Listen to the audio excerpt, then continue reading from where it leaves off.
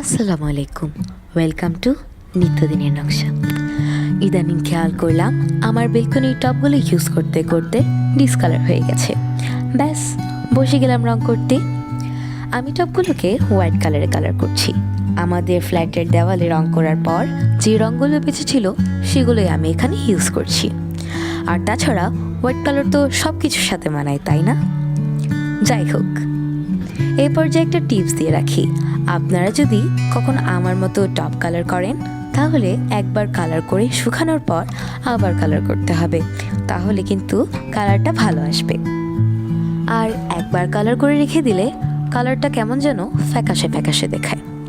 আমি আমার বেলকনির প্রায় সবগুলো টবই হোয়াইট কালার করব। বেলকনিটা সুন্দর করে সাজানো হয়ে গেলে কোনো একদিন আপনাদের সঙ্গে আমার বেলকনির পুরো ভিউটা শেয়ার করব।